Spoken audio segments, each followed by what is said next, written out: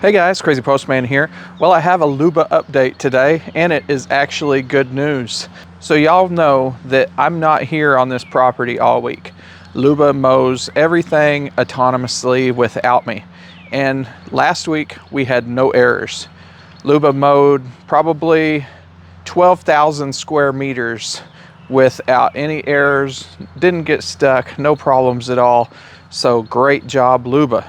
My video the other day about the spraying off Luba caused quite the stir. So I brought my tools to clean off Luba, and I'm going to show you what I'm going to do. Since Mammotion has asked everybody not to spray the bottom, I'm going to show you what I'm going to do to keep Luba clean. Now, this is not necessarily advice for you to follow. You're going to need to follow what Mammotion says to do with your Luba, but this is what I'm going to do, and I'm going to show you. First, we're going to take a look and see how dirty the bottom is. I haven't even looked yet. I don't even know. It has been kind of dry week, so I'm guessing it's probably not horrible, but I mean, the Luba did mow 12,000 square meters last week, so it's going to have some buildup under there. Now, before I get questions in the comments, how did Luba mow 12,000 square meters when it only can mow 5,000? Luba is capable of a lot more than 5,000 square meters per week. The only limitation is you can't have more than 5,000 square meters of zones. And you tell it to mow 7 times a week. That's 5 times 7. So Luba can cover quite a bit per week. You just can only map 5,000 square meters. All right, so let's take a look at this. Let me show you what I'm gonna do, and let's get it all cleaned up. Okay, so the first thing I'm gonna do is pull the key out of the back of Luba. Because, see, it's on right now, and when Luba is on, you cannot push it freely. I'm going to go ahead and lift up Luba, and I'm going to hit this grass button twice to lower the blades. Will it do it while I have it lifted up? Okay, it has to be flat. All right, you can hear it going down. I'm going to do it again.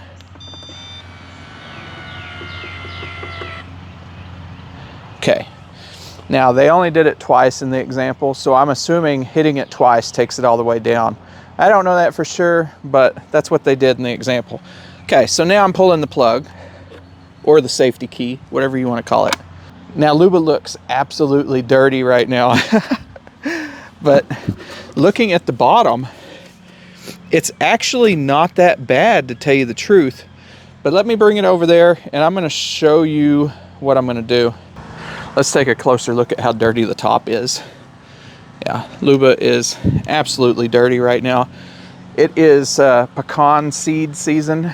Anybody with pecan trees knows what we're going through right now. And these are mostly all pecan trees out here. So you're gonna have stuff like this just everywhere this time of year. Lifting up Luba and leaning it against that carefully so it doesn't scratch up.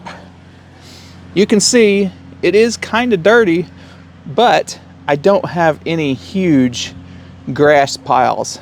For the most part, what I'm going to do, instead of spraying it with water, I'm going to get a leaf blower and blow it out. Now, that's not going to take care of this built up gunk that's down there. I'm still going to have to scrape that out, but it will take care of most of the built up grass that catches in these side pieces. And I'm actually going to consider taking off these side pieces here and just seeing how it does without them. Those side pieces kind of seem like they might cause more grass problems than not. So we're gonna go ahead and turn this on. See, there really wasn't much in there that I could blow out.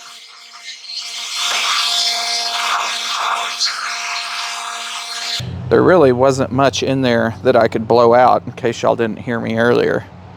So what we're gonna do is I'm going to take off these blades and clean them out, since I've never done that before. And then I'm gonna find a way to scrape some of this off. That's soft down there, but this one's kind of hard and dry up here. So what I'm gonna do is I'm gonna take this whole plate off, and then I'm gonna individually take the blades off after I take the plate off. Okay, so that's tightening. We need to reverse my screwdriver here. We'll set that aside. Probably shouldn't have thrown it. Don't throw it. You can see on the bottom of this one, it's been rubbing pretty good. So this debris has been there for a while. Probably a good thing that I did take this apart. So now I will be right back. I gotta go inside and find a scraper.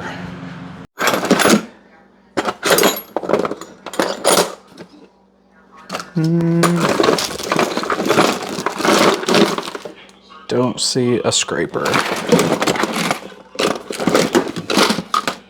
I'll try the garage.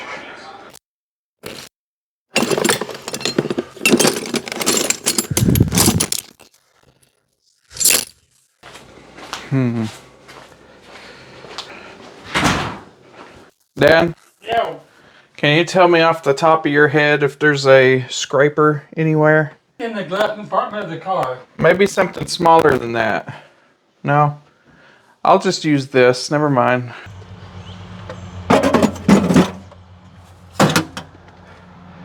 Okay, this will work good enough. So all I'm going to do is just scrape out these hard pieces. And then I will leaf blow it again at the very end. There's really not much debris on here.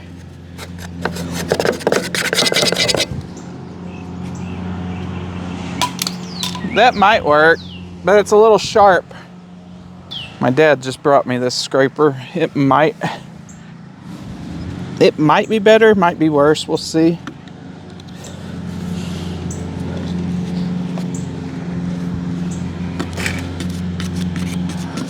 It's kind of wide, so it was good for that piece anyway. You know what? Can we take off these pieces? Let me see if I can take that off too.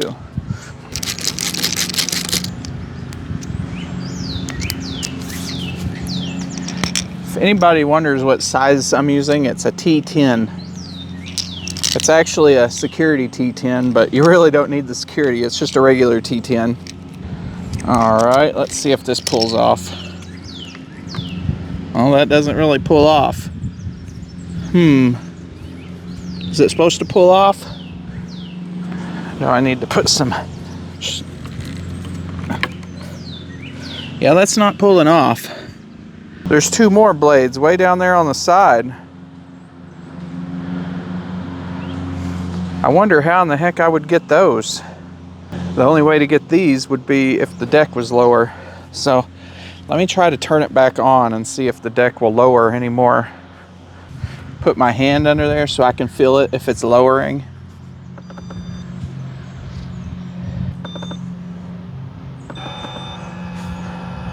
I think it's lowering now. I think I feel it.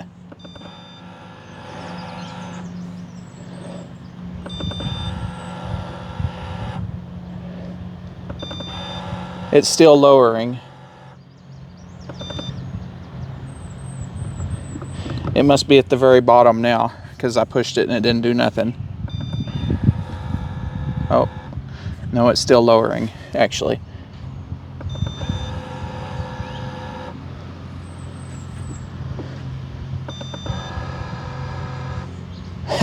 Man, that goes quite a way. It's probably the bottom, surely. Okay, I do have access to those screws now. Oh, that's a rivet. They really don't want you to take this off, guys. Unfortunately, that is a rivet. So it is not removable. Mammotion, how are people supposed to clean under here with a rivet? That little experiment is done because I can't do anything.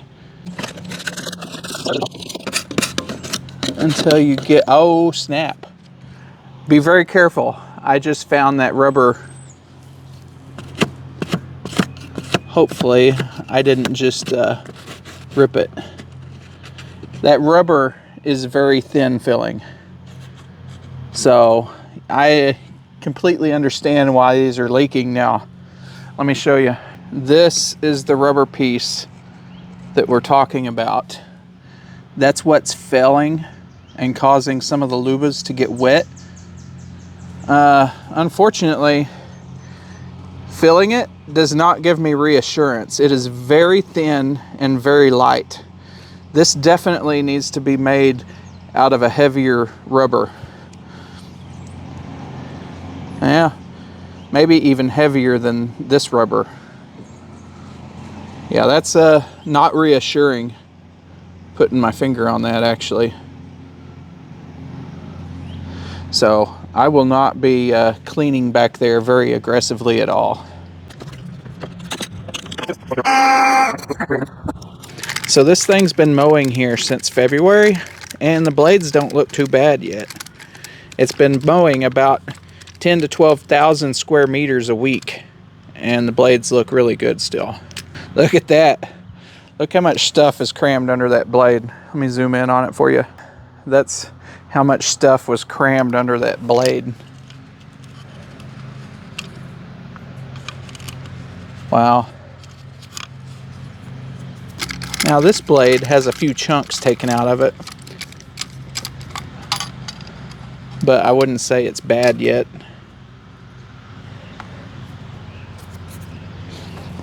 Can y'all see the chunks that are taken out of it? So it's hit a few things, but it's really not bad yet. So this is what it looks like after 3 months of mowing. Look, the bottom piece of this might have some damage on it.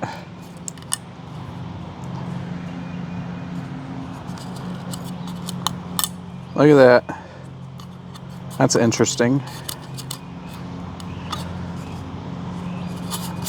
Maybe not. Don't know how bad that is. But I'm going to scrape off this a little bit before I put it back together. Okay, I got both little platters cleaned off now, and they both flip around freely. Let's get them put back on.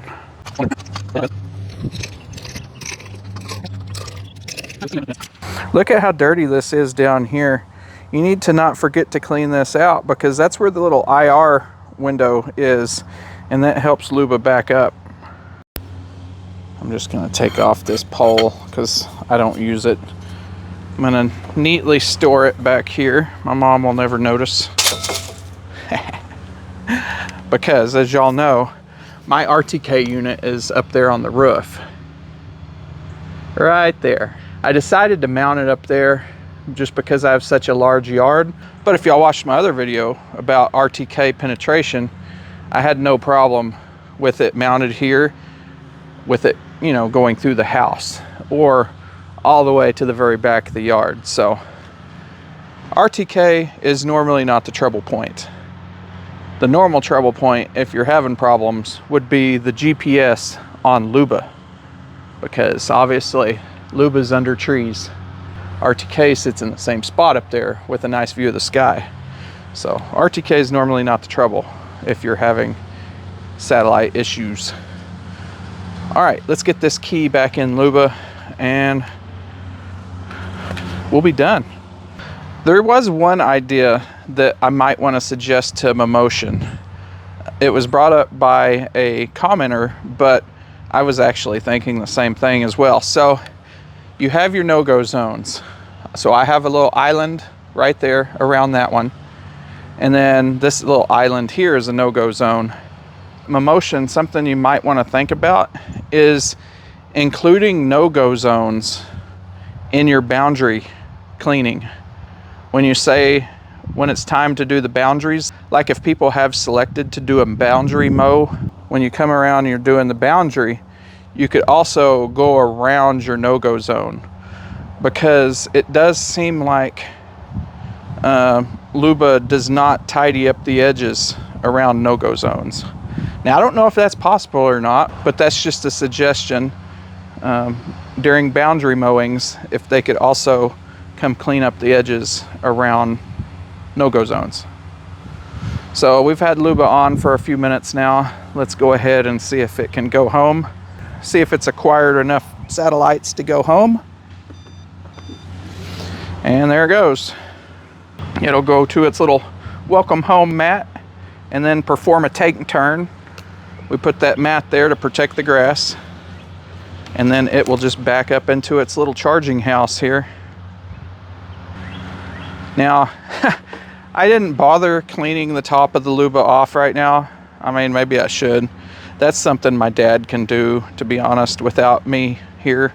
But this time of year, like I said, there's so much pecan crap floating around, and it's dusty and dirty. If you see my neighbor out there mowing his yard, look how dusty that is.